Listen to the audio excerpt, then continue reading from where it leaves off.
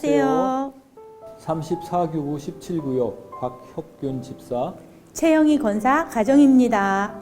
96년 말 건설회사 대표이셨던 장로님의 권유로 등록을 하게 되었습니다. 목사님 말씀에 이제 은혜를 받던 중에 제가 아직 담배를 끊지 못해서 굉장히 고민이 많았어요. 그래서 담배를 끊어보려고 많이 애를 썼는데 화장실 앞에서 당시 교구장 목사님을 만나게 됐습니다. 그래서 목사님 안녕하세요 하고 인사를 드렸는데 수트 안에 있던 담배가 툭 떨어지는 거예요. 얼마나 황당하고 너무너무 창피해가지고 그 일로 이제 담배를 끊으려고 여러 번 시도를 했는데 금단 증상이 있어서 아내가 오죽하면 그냥 피우라고 할 정도로 스트레스를 받았었습니다. 근데 이제 원로 목사님 말씀 중에 하나님께서 은혜 주시면 담배도 끊을 수 있다고 했는데 영성교회를 출석하고 한 2년 정도 되었을 즈음인데 교회를 갔다 와서 잠이 들 때까지 오늘 내가 담배를 한 가지도 안 피웠네 하는 생각이 들었어요. 그렇게 하고 잠이 들었는데 지금까지 24년 동안 담배를 안 피우고 있습니다. 할렐루야. 아들 주원이는 어려서부터 몸이 왜소해가지고 중학교 시절에는 왕따를 당했을 정도로 키가 작고 왜소했습니다. 그런 아들이 고등학교에 진학하면서 키가 자라고 운동을 굉장히 좋아해서 해병대 부사관으로 군대를 가게 됐습니다.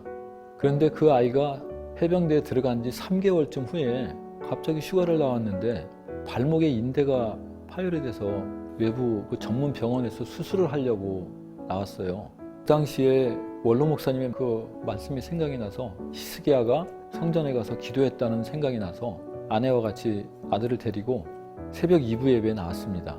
아들은 군에서 받은 그 월급의 11조를 드리고 저는 그 의사의 그 소견서를 피고 읽었어요.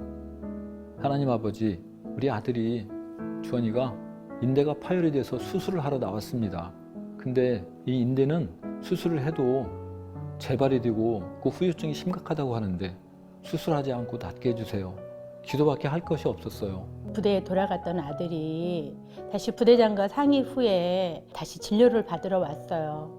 근데 외래이가 너무나 뜻밖으로 30% 정도 인대 파열이 있지만 그것은 수술하지 않고 아껴가며 자연적으로 치유되고 회복되도록 사용하는 것이 좋겠다라는 의견을 냈어요. 버스를 타고 다시 부대로 돌아가는데 이 아들이 가족 카톡방에 그 메시지를 남겼어요.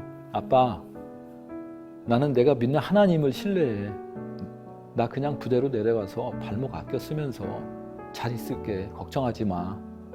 그랬던 아들이 어느덧 군생활 만기 4년을 마치고 전역해서 직장생활 잘하고 있습니다.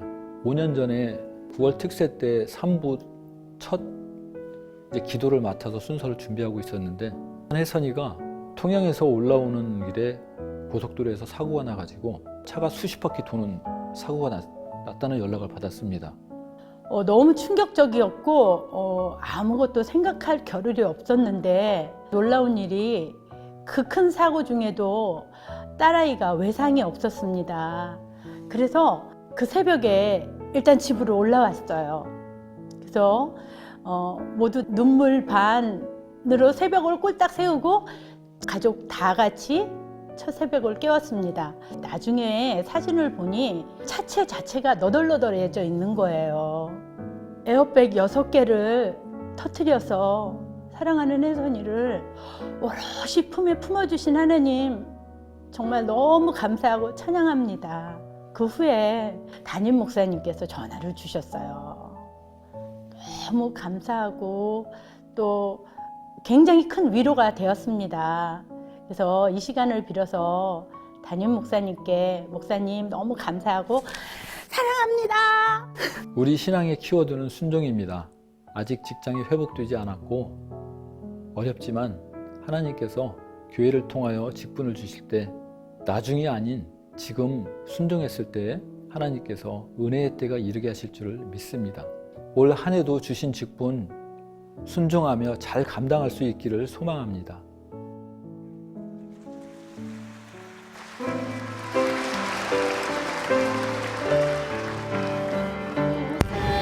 세우셔서 이곳